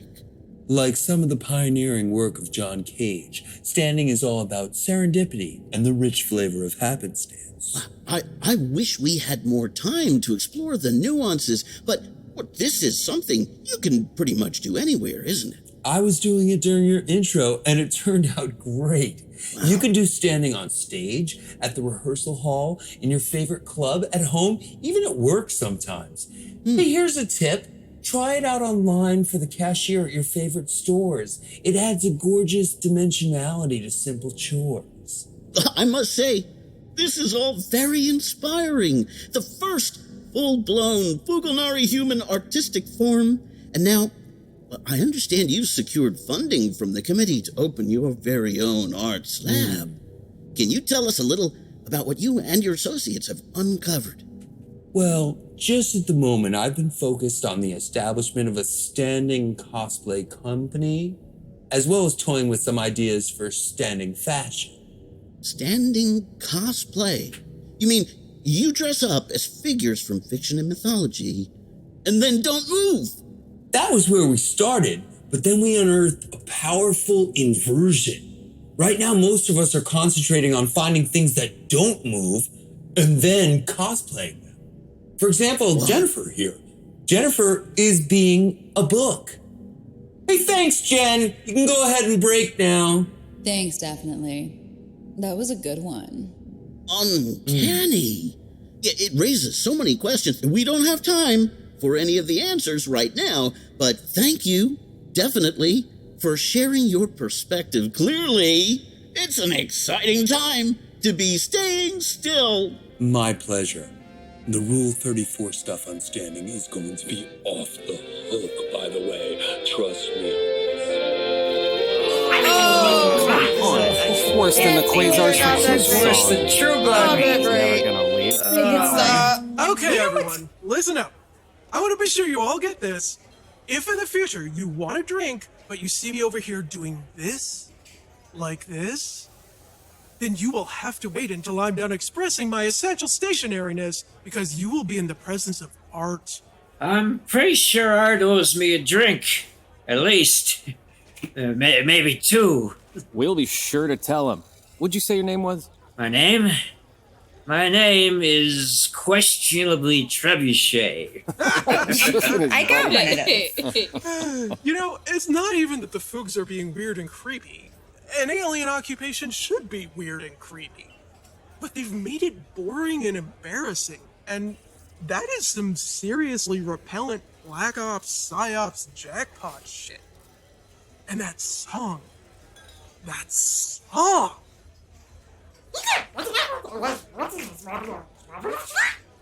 I mean, it has to be dumb luck, doesn't it? Because I think you're right. They did an amazing job of looking like idiot goons who are making a huge mess of this. But they're not idiot goons. They got the entire league locked down tighter than a modulator gasket. Yeah, I know. But they just did an incredible impression of idiot goons. No one's gonna believe the Fugs are a threat to the entire galaxy after seeing this. And why would the ICSB bother to interfere with some weird deal between a few idiot goons and some sex-crazed bipeds? I mean, no thanks, right? Nobody's walking away clean from this one. Which could have been the whole point of inviting that fact-finding mission in the first place. Okay, I just heard that come out of my mouth, and I realize I sound like a total reality surfer, so I'm gonna press pause on that until I'm drunk enough to justify a full-on paranoid rant. You know, a real reality surfer would be slashing prices on drinks after a bizarre shared traumatic experience like that misinformation pageant. Zoons! I've regained my mental composure. We are not currently in discount season, my friend. The committee is killing me with these travel restrictions. The bar room may feel pleasantly spacious right now, but I need to get it back up to sweaty and crowded at least once in a while if I'm gonna keep the aquarium stocked. So you're paying full price until humans come back around in the buy one, get one rota. Sorry. Oh. Probably this is a bad time to mention that we ran out of money about 30 minutes ago. Are you flooding kidding me? Sorry. Sopon? Probably this is a good time to mention your shoes are tight locked to your bar stools as of about 25 minutes ago. Hey, what the? You sure you don't have an extra credit chip we can run against the tab? Because I'm betting you do. Yeah, all right. It's hard times for us, too. Try this one. No sombrero, Zuds. I was pretty sure you'd be good for it. Althaar is making approach to the electric egg. Please to be illuminating this sign, please. Got it. Thanking you. What the Torian warning? Oh no, please, bartender, please unlock the shoes. First things first, sport. Let me just run this chip. Huh. Your name really is questionably trebuchet. Didn't see that one coming. Oh! Why not? I told you it was. Fair enough, Mixed Trebuchet. Human friends! Well, Althaar is not the boss of you. He is making suggestion to maintain closement of the eyes until he is fully ensconced in his place of hiding. Althaar must apologize for the discomforting, new human friends. It was not necessity for you to be lying on the very sticky floor. Althaar will soon be fully concealed behind the big blunt hunter 2 machine. Mr. Frinkel, Althaar would like to purchase the cocktail for your human guests in recompense for the causation of upset. Not one cocktail for all the humans, but one for each, please. Oh, and also for the other guests, Althaar does not wish to cause the feelings of exclusion. Not at all, Sin Kwontz. It is the pleasure to Althaar. Althaar? Hey, Althaar. I woke up and I was having this dream and you were in it. And that was weird. Because I had woken up, so that shouldn't have been my dream, should it? But there you were anyway. In my dream, the owls were not what... No, never mind. Yes, they were.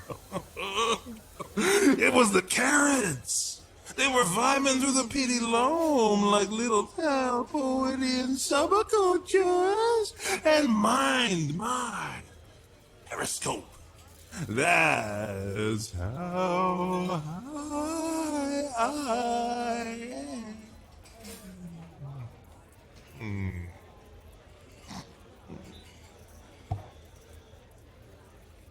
Sinstops? Are you in healthiness? He's out cold again. He got into something this afternoon. We're not sure what it was. Perhaps he is requiring the medical assistance? I doubt it. I mean, yeah, he's being weird, but, Stopp's weird, not weird. I'm only gonna call an evac if he starts doing something I haven't seen before. Waking up in a med center would definitely crack his tiles, so for right now, I figure the best thing is to just let him sleep it off. This would be seeming unwise, but you have had much greater experiencing than Althaar of the many mind framings of Stops, so Althaar will have reliance on your judgment. Trust me, he'll be fine. What can I get you, sweetie? Another Tolamine and tonic? No, Sin Bubbles. On this occasioning, Althaar would prefer something of more strongness. He has made endurance of the entire so-calling documentary of the Fugalnari, and it has made him very crosswords indeed. So, Althaar believes the escape trajectory is requirement to unjangle the nerves. Coming right up. Hey, Althaar, what's your professional opinion on that piece of smark? Did the Fuchs come off like a bunch of bonchos completely by accident? Or was it actually intentional? Like they deliberately made themselves look incompetent so the rest of the galaxy would think they were harmless? Althaar would say rather that the appearance of the Bancho is caused by a lack of understanding among the Fugalnari. They believe that they are presenting the arguments most sensible on how life is best to be lived by humans and others. So, they are not always grasping the differentness with which their actions can be perceived by other sapients with their own framings of reference. So, it wasn't a setup? They've just got no idea how they come across to other people? This is the opinion of Althaar, yes. But this is not at all of a uniqueness to the Fugalnari. It is a most common difficulty, and one that is occupying many lessons at the Impostors Institute for Acquisition of Intersubjective Expertise. And of course the lack of understanding is traveling in both directions. There are very few beings who are comprehending the mind-shaping of the Fugalnari. Perhaps there are none at all. It is suspicion that they have shared honesty with no one but themselves. Althaar has made much consultation with those Iltorians who have spent time among the Fugalnari, but their advisings have not been of great usefulness. Well, yeah, no schness. What do these experts know that you don't? You've been living with the Fugs, too, for almost a year now. And you've actually seen what they're like when the gloves come off. You know, if plants wore gloves.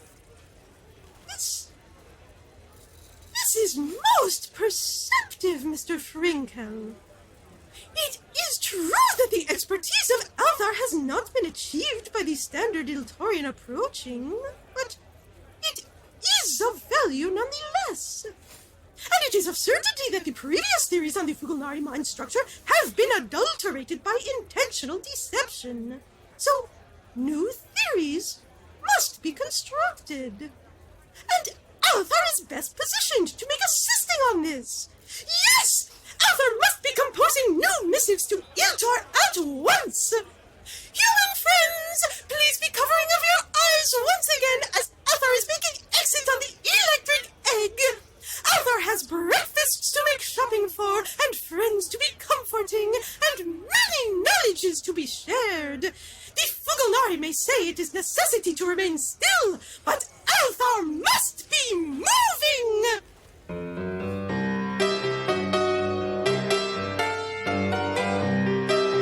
You've been listening to Life with Althaar, episode 29. This episode was written by Linus Gelber for Gemini Collision Works and starred Zuri Washington as Dee, Amanda LaPergola as Mrs. Frondrinax, Ivanna Cullinan as Commander Torianna, Berit Johnson as Althaar, Alyssa Simon as Lieutenant Frall, Eli Ganias as HF, John Amir as John B, Chris Lee as Chip Frinkel, and Derrick Peterson as Stotz. And also featured Linus Gelber, Olivia Baseman, Fred Backus, David Arthur Backrack, Ian W. Hill, Lex Friedman, Jessica Stoya, Clara Francesca, Holly Pocket McCaffrey, and Philip Cruz.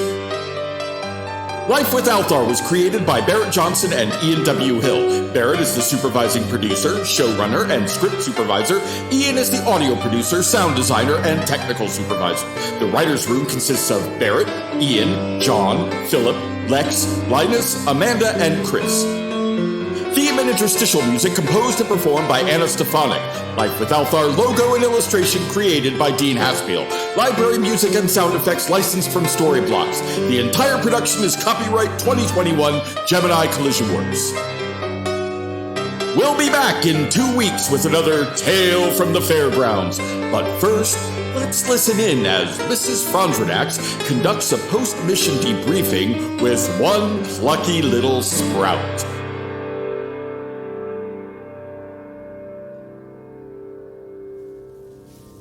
Well, that was an utter fiasco. Not to mention a complete waste of time. Shutting off those cameras didn't even slow the resistance down for a second. Dee's latest little number came out practically the instant you cut the feeds. And this time, it's all over HeckNet, too. With my luck, it'll somehow end up finding its way to a data courier bound for Earth. It was pretty, though. Pretty is entirely beside the point, Rooty. Aww. Although, I suppose I should be pleased that we at least have confirmation that the cameras are not, in fact, the source of our Samizdat problem. Yay! Not that, please, Rooty. Now, there is something I would like you to do for me, dear, the next time you have one of those little ideas of yours, all right? Ooh, what is it? Shut up. Then shut up harder.